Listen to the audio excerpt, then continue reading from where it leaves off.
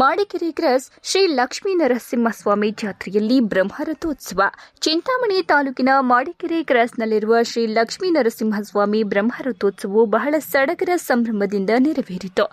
ದೇವಸ್ಥಾನದ ಪ್ರಧಾನ ಅರ್ಚಕರಾದ ನಾರಾಯಣರಾವ್ ಮಾತನಾಡಿ, 24ನೇ ವರ್ಷದ ರಥೋತ್ಸವ ನಡೆಯುತ್ತಿದ್ದು, ಈ ದೇವಸ್ಥಾನವು ಮೂಲಸ್ಥಾನ ಮಹಾಲಕ್ಷ್ಮಿಯನ್ನ ಪ್ರತಿಷ್ಠಾಪಿಸಿದ್ದು, ತದನಂತರ ಊರಿನ ಗ್ರಾಮಸ್ಥರು ಹಾಗೂ ಸುತ್ತಮುತ್ತಲಿನ ಭಕ್ತಾದಿಗಳು ಸೇರಿ ದೇವಸ್ಥಾನವನ್ನ ನಿರ್ಮಿಸಿ ಶ್ರೀ ಲಕ್ಷ್ಮೀ ನರಸಿಂಹಸ್ವಾಮಿ ದೇವಸ್ಥಾನವನ್ನ ಪ್ರತಿಷ್ಠಾಪಿಸಿದ್ದು, ಈ ಕಾರಣವಾಗಿ ಕೆಲವರ ಅರ್ಥಗಳನ್ನ ನೆರವೇರಿಸುತ್ತಾ ಬರುತ್ತಿದ್ದು, ದೇವರ ಮಹಿಮೆಯನ್ನ ಮೆಚ್ಚಿ ದಾವಣಗೆರೆ, ಕಡಪ, ರಾಯಕೋಟಿ ಇನ್ನು ಮುಂತಾದ ಸ್ಥಳಗಳಿಂದ ಬಂದು ಅವರ ಇಷ್ಟಾರ್ಥಗಳನ್ನ ನೆರವೇರಿಸಿಕೊಂಡು ಹೋಗುತ್ತಿದ್ದು, ಇನ್ನೂ ಹೆಚ್ಚು ಭಕ್ತಾದಿಗಳು ಆಗಮಿಸಿ ಅಮ್ಮನವರ ಕೃಪೆಗೆ ಪಾತ್ರರಾಗಲಿ ಎಂದು ಬಯಸುತ್ತೇನೆ.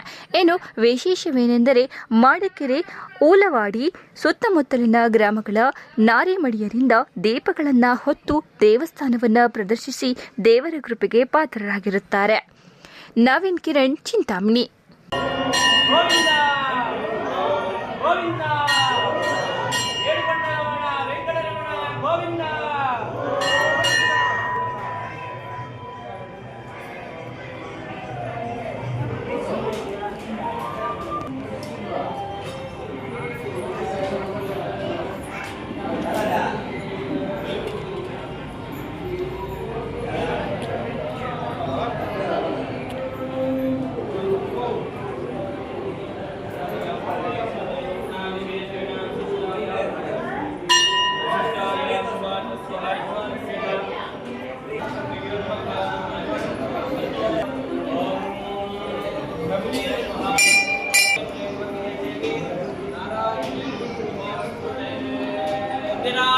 ಗೋವಿಂದ ಮಾಡ್ಕೊಳ್ಳಿ, ಮಂಗಳಾರತಿ ತಗೊಳ್ಳಿ.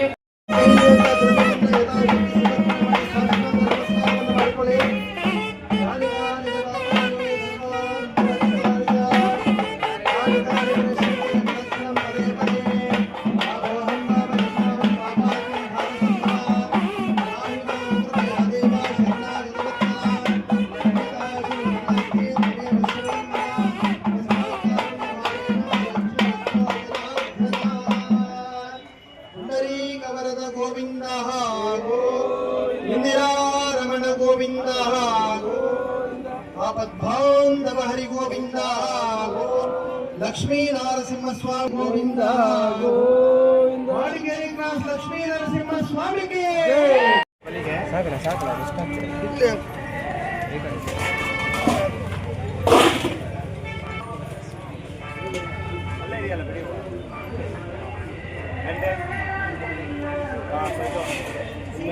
ಸೈಡಿಗೆ ಬಂದ್ಬಿಟ್ಟು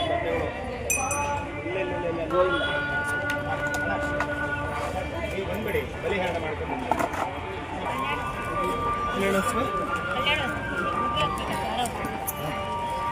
ಫ್ರೀಯಾಗಿ ಬರ್ಬೇಕು.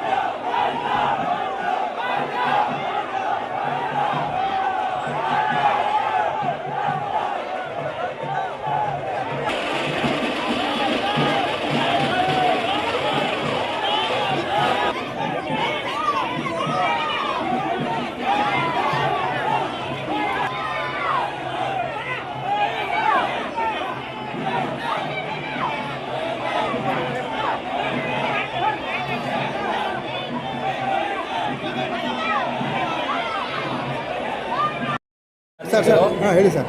ನಮ್ಮ ಹೆಸರು ಪ್ರಧಾನ ಅರ್ಚಕರು ನಾರಾಯಣರಾವ್ ಅಂತ. ನಾನು ಬಂದು ಇಲ್ಲಿಗೆ 16 ವರ್ಷ ಆಯಿತು. ಮೂಲತಃ ಮೊದಲು ಇಲ್ಲಿ ಇವತ್ತಿನ ದಿನ ಈ ಜನಜಾತ್ರೆ ಸೇರಬೇಕಂದ್ರೆ ಕಾರಣ ಮೂಲಸ್ಥಾನ ಮಹಾಲಕ್ಷ್ಮಿ ಇಲ್ಲಿ ಪ್ರತಿಷ್ಠಾಪನೆ ಆಗಿದ್ದು. ಆಮೇಲೆ ತದನಂತರ ಇದನ್ನೆಲ್ಲ ದೇವಾಲಯ ನಿರ್ಮಾಣ ಮಾಡಿದ್ರು ಗ್ರಾಮಸ್ಥರು, ಸುತ್ತಮುತ್ತ ಭಕ್ತಾದಿಗಳೆಲ್ಲ ಸೇರಿ ಲಕ್ಷ್ಮೀ ನರಸಿಂಹಸ್ವಾಮಿನ ಪ್ರತಿಷ್ಠಾಪನೆ ಮಾಡಬೇಕು ಅಂತ ಅಂದ್ಕೊಂಡು ಮಾಡಿದ್ದಾರೆ. ಕಾರಣ ಏನಂದರೆ ಮೊದಲನೇದಾಗಿ ಮಹಾಲಕ್ಷ್ಮಿ ಮಾತ್ರ ಸ್ಥಾಪನೆ ಆಗಿದ್ದಿಲ್ಲಿ. ಕೆಲವು ಜನಕ್ಕೆ ಇಷ್ಟಾರ್ಥವನ್ನು ನೆರವೇರಿಸ್ತಾ ತಾಯಿ ಬಂದಿದ್ದಾಳೆ. ಸಂತಾನ ಇಲ್ಲದಿದ್ದವ್ರಿಗೆ ಸಂತಾನ, ಮತ್ತೆ ವಿವಾಹವಿಲ್ಲದಿದ್ದವ್ರಿಗೆ ವಿವಾಹ. ಅದರಲ್ಲಿ ಮಹಾವಿಷ್ಣು ಏನು ಮೋಕ್ಷ ನಾರಾಯಣ ಬಲಿ ಇಂಥವೆಲ್ಲಕ್ಕೆ ಘಾಟಿ ಕುಕ್ಕೆ ಇನ್ನೊಂದಕ್ಕೆ ಮತ್ತೊಂದಕ್ಕೆ ಹೋಗ್ತಾರೆ. ಅದ್ಯಾವುದೋ ಸ್ವಲ್ಪ ಲಕ್ಷಗಳು ಖರ್ಚು ಮಾಡಿ ಹೋಗೋಕ್ಕಿಂತ ಸಣ್ಣ ಪುಟ್ಟ ಒಂದು 11 ರೂಪಾಯಿ ಮುಡುಪಲ್ಲಿ ಇಲ್ಲಿ ಪ್ರಾಯಶ್ಚಿತ್ತ ಆಗ್ತಾ ಇರುತ್ತೆ.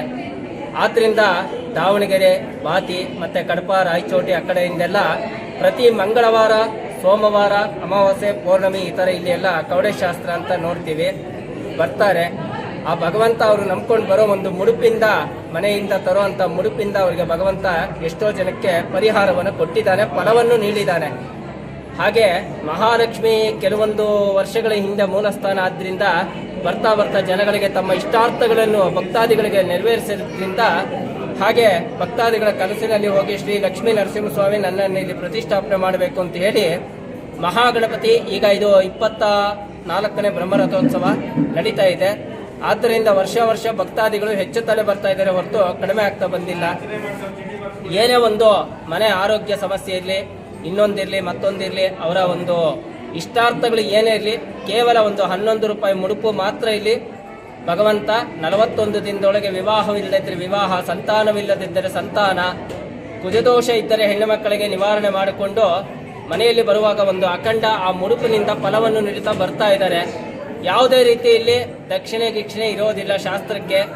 ಅವರು ಯಥಾಶಕ್ತಿಯಾಗಿ 10 ರೂಪಾಯಿ ಇಡ್ಬೋದು, 50 ರೂಪಾಯಿ ಇಡ್ಬೋದು. ಎಲ್ಲ ಕಡೆ ಬೋಲ್ಡಲ್ಲಿ 1500 ಅಂತ ಇದು ಮಾಡಿರ್ತಾರೆ. ಇಲ್ಲಿ ಯಾಕೆಂದ್ರೆ ಇದು ಮಾಡ್ತಾ ಇರೋದು ನೇರವಾಗಿ ಪ್ರತಿ ಭಕ್ತಾದಿಗಳಿಗೂ ಹೋಗುತ್ತೆ. ನಾನು 96ರಿಂದ ಮಾಡ್ತಾ ಇದ್ದೀನಿ ಮಹಾಲಕ್ಷ್ಮಿ ಇದ್ದಿದ್ದು. ತದನಂತರ ಮತ್ತೆ ಏನೋ ಭಗವಂತ ನಮ್ಮ ಕೈಲೇ ಸೇವೆ ನಡೆಸಬೇಕು.